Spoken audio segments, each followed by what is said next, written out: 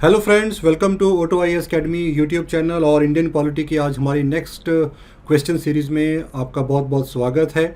और जैसा कि आप लोग जानते भी हैं कि हमारा जो इस लेक्चर का जो पीडीएफ होता है वो आपके ऑटो आई एस अकेडमी के ऐप के ऊपर अवेलेबल रहता है। और अगर अभी तक आपने ये ऐप डाउनलोड नहीं किया है तो इसे आप गूगल प्ले स्टोर से डाउनलोड कर सकते हैं, जिसमें आपको HPS का प्रीलिम्स का ये फोल्डर मिलेगा। और इस फोल्डर में आपको ये फ्री रिसोर्सेज के सब फोल्डर में जाना है, जहाँ पे आपको आज के और पिछले मेरे 9 लेक्चर हुए हैं इंडियन पॉलिटी के ऊपर, जो मैंने डिफरेंट टॉपिक के ऊपर आपके साथ 20 क्वेश्चन की सीरीज़ ली है। वो सारे PDF आपको यहाँ पे मिल जाएंगे ताकि आप उन्हें रीड और रिवाइज जो है वो कर सकें। तो चलिए आज के इस टॉपिक की तरफ बढ़ते हैं। और आज जो हमारा टॉपिक है this is about constitutional bodies, कि हमारे कॉन्स्टिट्यूशन के अंदर बहुत सारी जो बॉडीज़ हैं उनको कॉन्स्टिट्यूशन के अंदर डिफ़ाइन किया गया है। तो उसके ऊपर आज हम 20 मोस्ट इंपॉर्टेंट क्वेश्चन जो है डिस्कस करेंगे। और साथ साथ में हम ये सारा जो कॉन्स्टिट्यूशनल बॉडी का टॉपिक है इसको भी हम रीड और रिवाइज जो है वो साथ में करेंगे। ठीक है, तो चलिए आज का पहला क्वेश्चन लेते हैं। और फर्स्ट क्वेश्चन के अंदर ये जो हमारा क्वेश्चन है ये हमारा joint state public service commission है। और ये मैं उम्मीद करता हूँ कि जैसे जैसे हम क्वेश्चन साथ में लेते हैं तो आप अपने कॉपी पेन के साथ जो है क्वेश्चन को राइट आंसर भी आप साथ में मार्क करेंगे, ताकि आपको इस टेस्ट सीरीज़ का जो हम अभी डिस्कस कर रहे हैं इसका आपको प्रॉपर बेनिफिट जो है यहाँ पे मिल सके।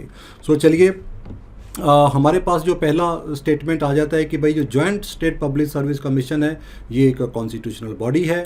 और जो चेयरमैन या मेंबर होते हैं joint state public service commission के, they are appointed by the president of India. ठीक है, तो अब हमें ये देखना है कि इनमें से कौन सा स्टेटमेंट हमारा यहाँ पे करेक्ट है। आई होप कि आपने भी इसका करेक्ट आंसर जो है वो यहाँ पे सोच लिया होगा। तो चलिए थोड़ा देखते हैं कि इसका राइट आंसर हमारे पास यहाँ पे क्या निकल के आता है। ठीक है, तो अगर हम पहली स्टेटमेंट यहाँ पे लेते हैं तो फर्स्ट स्टेटमेंट कि joint state public service commission एक कॉन्स्टिट्यूशनल बॉडी है, तो बिल्कुल नहीं है जी, ये कॉन्स्टिट्यूशनल बॉडी नहीं होता है। ये कौन सी बॉडी होता है? दिस इज ये स्टैट्यूटरी बॉडी। और स्टैट्यूटरी बॉडी क्यों होता है? क्योंकि ये तभी बनाया जाता है जब दो स्टेट जो हैं वो मिलकर रिक्वेस्ट करती हैं और सेंट्रल गवर्नमेंट को, तो तब पार्लियामेंट जो है ये joint state public service commission जो है उन दो स्टेट के लिए क्रिएट करता है। तो वो that body is created by act of parliament, तो that is a statutory body, not a constitution body. इसके जो चेयरमैन और मेंबर होते हैं वो जरूर प्रेसिडेंट के द्वारा अपॉइंट किए जाते हैं। ये बिल्कुल यहाँ पे जो है वो राइट आंसर है यहाँ पे। सो अकॉर्डिंगली हम यहाँ पे देखेंगे, इसके चलते हमारा जो राइट आंसर है वो B आ जाता है, क्योंकि सिर्फ सेकेंड स्टेटमेंट ही करेक्ट है। चलिए इसके बाद हम सेकंड क्वेश्चन यहाँ पे लेते हैं। और सेकंड क्वेश्चन के अंदर फाइनेंस कमीशन ऑफ इंडिया, तो फाइनेंस कमीशन ऑफ इंडिया के फंक्शन के ऊपर ये क्वेश्चन है। यहाँ पर आपके पास फाइनेंस कमीशन ऑफ इंडिया के 4 इंपॉर्टेंट फंक्शन दिए गए हैं और हमें ये देखना है कि इनमें से कौन से फंक्शन जो है वो फाइनेंस कमीशन ऑफ इंडिया के द्वारा जो है वो किए जाते हैं। तो जहाँ चारों ही किए जाते हैं या कोई ऐसा है जो नहीं किए जाते हैं, तो let's check out this answer. तो स्टेटमेंट करेक्ट देखते हैं। To allow the withdrawal of the money out of the consolidated fund of India, नहीं जी, बिल्कुल नहीं है। क्योंकि सबसे पहले स्टेट जो फाइनेंस कमीशन है, सेंट्रल फाइनेंस कमीशन, आपने आर्टिकल याद रखना है।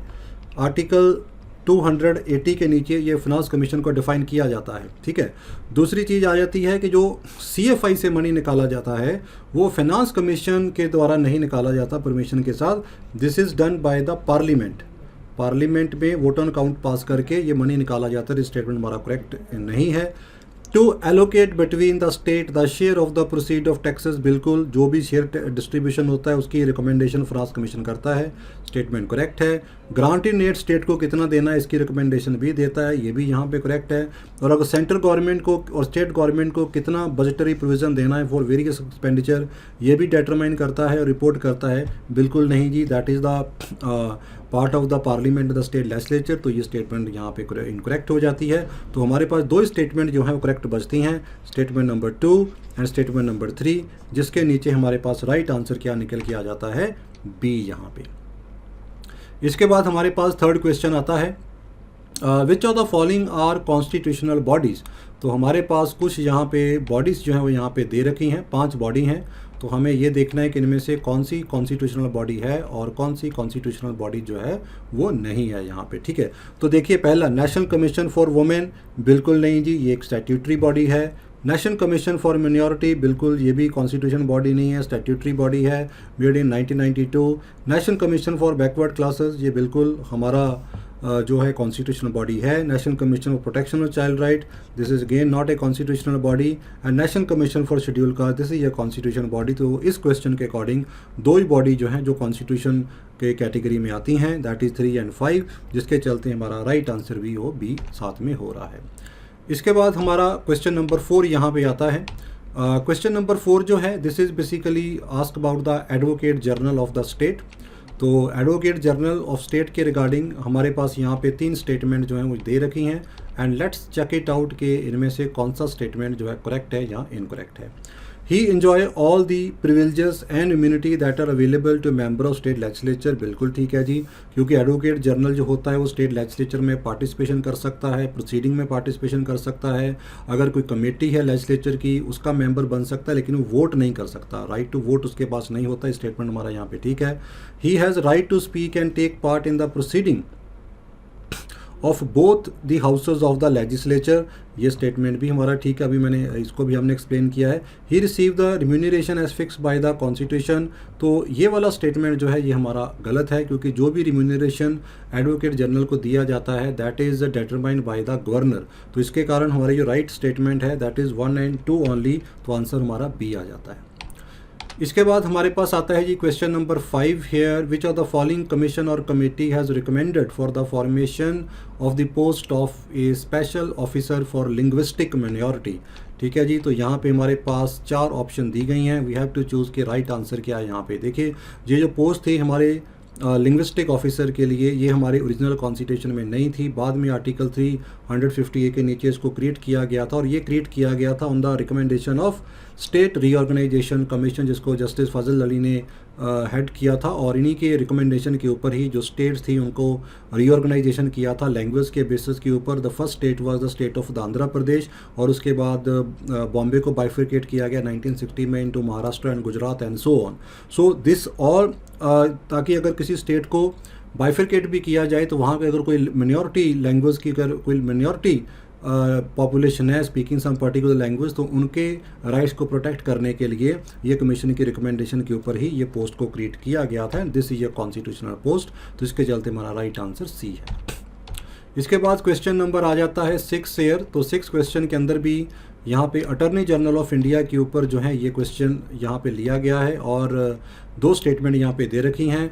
ही attorney general is debarred from the private legal practice, क्या ये स्टेटमेंट सही है? तो ये स्टेटमेंट बिल्कुल भी सही नहीं है। अटॉर्नी जनरल जो होता है वो अपनी प्राइवेट लीगल प्रैक्टिस कर सकता है, वो सिविल केसेस अपने ले सकता है, लेकिन गवर्नमेंट के अगेंस्ट कोई केस नहीं ले सकता है। क्रिमिनल केसेस के अंदर भी अगर उन्हें रिप्रेजेंटेशन करना है किसी का, अक्यूज़ का, तो इसके लिए उन्हें गवर्नमेंट की पहले परमिशन लेनी ज़रूरी होती है, लेकिन पूरी तरह से प्राइवेट प्रैक्टिस के ऊपर बैन नहीं होता है।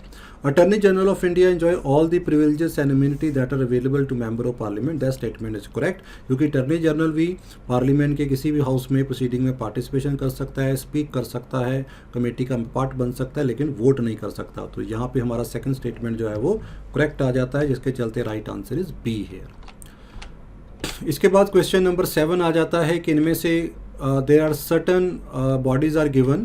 तो क्वेश्चन है कि इनमें से कौन सी बॉडी है जो मल्टी मेंबर बॉडी के रिकमेंडेशन के बाद जो है उनकी अपॉइंटमेंट जो है वो यहाँ पे की जाती है। ठीक है, तो डायरेक्टर ऑफ द सीबीआई जी बिल्कुल इसके लिए भी जो बॉडी बनाई जाती है, headed by the prime minister of India, leader of opposition in Lok Sabha, और सुप्रीम कोर्ट के कोई भी चीफ जस्टिस या कोई एनी अदर सीनियर जज अपॉइंटेड बाय सीजीआई, वो इस कमेटी के मेंबर होते हैं। इसके अलावा chairman of national human right commission, ये भी जो अपॉइंट किए जाते हैं, इनके लिए भी जो बॉडी होती है, it include prime minister of India, leader of opposition in Lok Sabha, leader of opposition in Rajya Sabha, speaker of the Lok Sabha. तो ये मेंबर यहाँ पे ही मल्टी मेंबर बॉडी होती हैं। तो ये दोनों तो हैं। कंट्रोलर एंड ऑडिटर जनरल, ये ही is appointed by the president of India, recommended by central government. Chief election commissioner भी जो होते हैं प्रेसिडेंट जो है अपॉइंट करते हैं। तो ये दोनों मल्टी मेंबर बॉडी रिकमेंडेशन में नहीं आते हैं। तो राइट आंसर हमारा आ जाता है ए 1 and 2 ओनली। इसके बाद हमारे पास क्वेश्चन नंबर 8 आ जाता है। इंटर स्टेट काउंसिल, आर्टिकल 263 के नीचे इंटर स्टेट काउंसिल जो है वो स्टैब्लिश की जाती है for cooperative federalism and better relationship between center and the state government. The interstate council is established by the executive notification. बिल्कुल आर्टिकल 263 के नीचे प्रेसिडेंट जो होते हैं वो इंटरस्टेट काउंसिल को एस्टैब्लिश करते हैं। तो ये हमारा जो स्टेटमेंट है ये बिल्कुल करेक्ट है। It has the power to inquire into and advise upon dispute which may arise between the state. बिल्कुल नहीं जी, इस तरह का कोई पावर इंटरस्टेट काउंसिल के पास नहीं होता है, क्योंकि ये मोर और लेस एक डेलिब्रेटिव और एक रिकमेंडेटरी काउंसिल होती है, जहाँ पे एक कोऑपरेटिव फेडरलिज्म के प्रिंसिपल जो है इनको इवॉल्व किया जाता है। तो अगर कोई स्टेट का डिस्प्यूट है तो वो एक्सेप्ट द वाटर डिस्प्यूट वो सुप्रीम कोर्ट की जुरिस्डिक्शन में चला जाता है। तो ये वाला हमारा स्टेटमेंट इनकरेक्ट है। प्राइम मिनिस्टर इस काउंसिल के चेयरमैन होते हैं, ये स्टेटमेंट हमारा करेक्ट है। तो right answer is 1 and 3 only. इसके बाद हमारे पास आ जाता है जी question number 9 hair.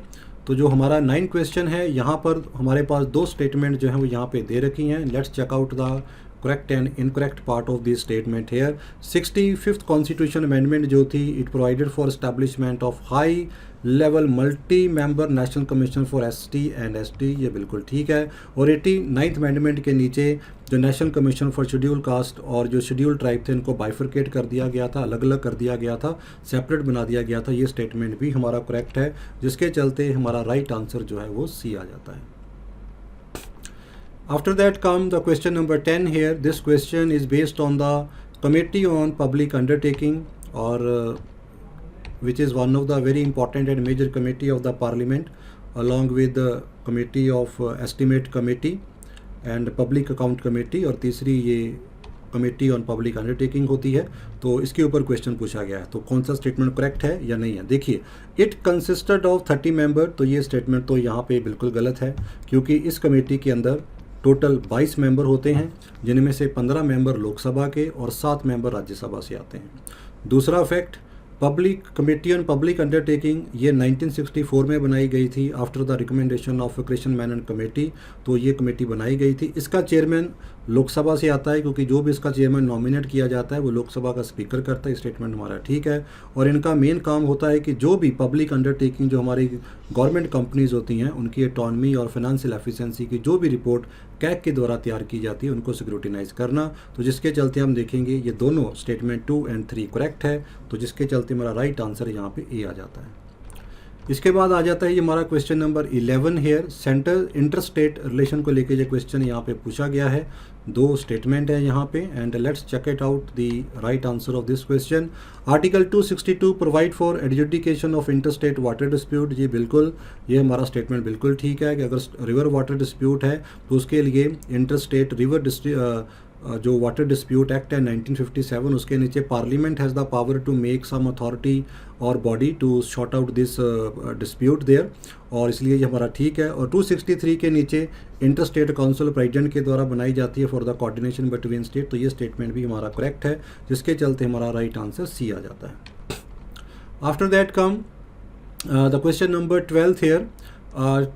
Which of the following has the power to establish a tribunal for the adjudication of election dispute?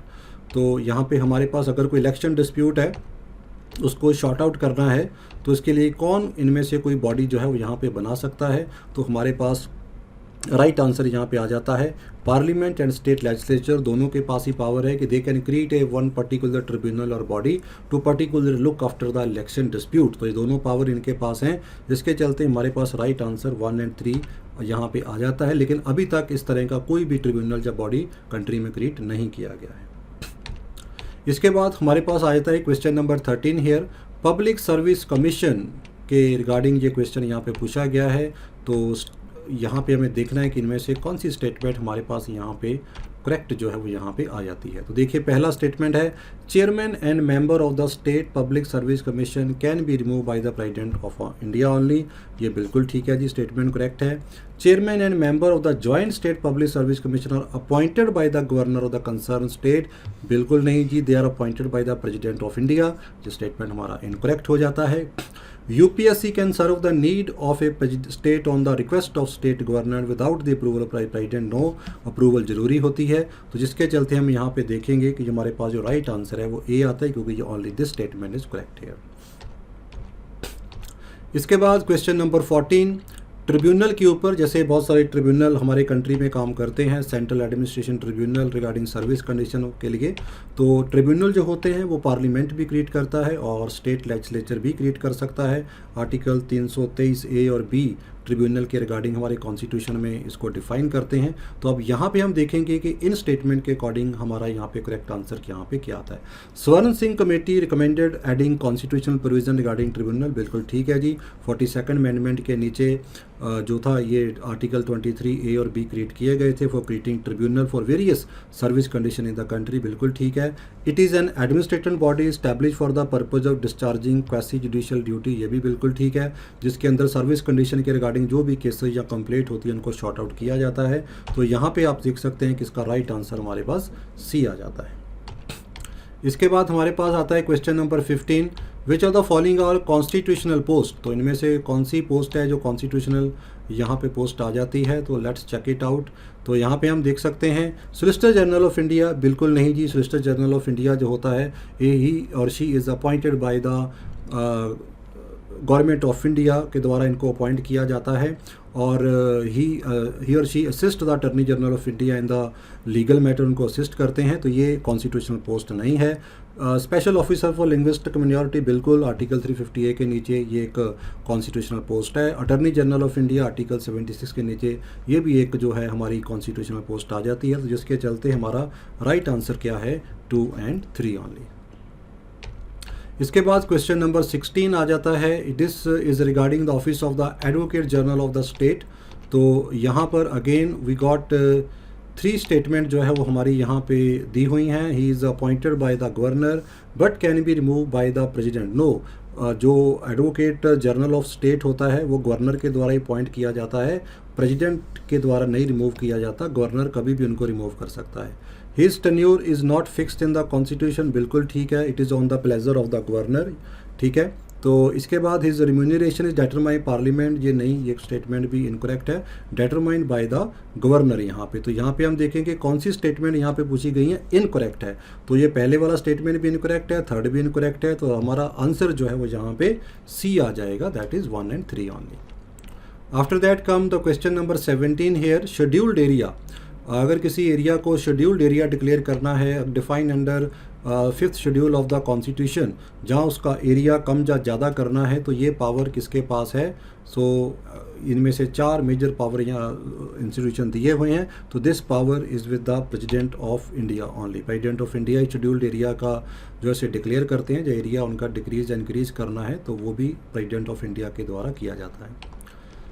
Question number 18 here, which of the following statement are correct about the National Commission for Minority? 3 statement जो हैं वो यहाँ पे दे रखी हैं। It is a constitution body, बिल्कुल नहीं जी, ये कॉन्स्टिट्यूशन बॉडी नहीं है, ये एक स्टैट्यूटरी बॉडी आ जाती है। 1992 में इसको क्रिएट किया गया था और it evaluate the progress of the development of minority under the union and the state, तो ये बिल्कुल ठीक है। Power of the receiving evidence on affidavit और सिविल कोर्ट की तरह इंक्वायरी भी कर सकती है, तो ये भी ठीक है, जिसके चलते हम देखते हैं कि right answer is 2 and 3 only. After that come the question number 19, returning officer. जब भी कोई इलेक्शन कमीशन के द्वारा किसी ऑफिसर को रिटर्निंग ऑफिसर की पावर दी जाती हैं, तो उनके पास कौन कौन सी रिस्पॉन्सिबिलिटियाँ और पावर जो है यहाँ पे आती हैं। Accepting and scrutinising the nomination form, ये भी रिटर्निंग ऑफिसर की ड्यूटी होती है। Publishing the affidavit of the candidate, ये भी ड्यूटी आती है। Allotting symbol to the contesting candidate, ठीक है। And preparing the EVM and VVPAT, ये भी इनका ड्यूटी में आ जाता है, जिसके चलते सारा पार्ट जो है रिटर्निंग ऑफिसर का पार्ट ड्यूटी में यहाँ पे आ जाता है। इसके बाद हमारे पास आ जाता है last question and this is about the UPSC। तो we have to check out कि इनमें से कौन सा स्टेटमेंट जो है वो करेक्ट है और कौन सा स्टेटमेंट करेक्ट इनमें से नहीं है। तो the president can remove the chairman for misbehaviour after consultation with the supreme court, बिल्कुल ठीक है। तो जो अगर मिसबिहेवियर का एलिगेशन लगता है किसी मेंबर के ऊपर, तो प्रेसिडेंट उसको आगे सुप्रीम कोर्ट में रेफ़र करता है। सुप्रीम कोर्ट उसको स्क्रूटिनाइज करने के बाद अपनी जो फाइनल रिकमेंडेशन देता है और that recommendation is binding on the president, तो जिसके बाद मेंबर को रिमूव किया जा सकता है। That statement is right. President can remove the chairman if he engaged during his term of office any paid employment outside the duty of office। ये भी बिल्कुल ठीक है, प्रेसिडेंट इस कंडीशन पे भी उनको रिमूव जो है वो यहाँ पे कर सकता है, जिसके चलते हमारी ये दोनों स्टेटमेंट करेक्ट हैं और right answer is C. So student, with this this was the last lecture over the series of your DRAS series for HPS prelims here, जिसमें हमने 200 पॉलिटी के जो क्वेश्चंस हैं उनको डिस्कस किए हैं, covering from the diverse topic of your Indian polity syllabus. I hope कि ये जितने भी हमने क्वेश्चन डिस्कस किए हैं या टॉपिक कवर किए हैं, this topic will help you to understand the Indian polity in a better way, और आपको आगे आपके प्रीलिम्स के एग्ज़ाम में अच्छा स्कोर करने के लिए आपको बहुत हेल्प करेंगे। So thank you very much and best wishes for your exam. All the best.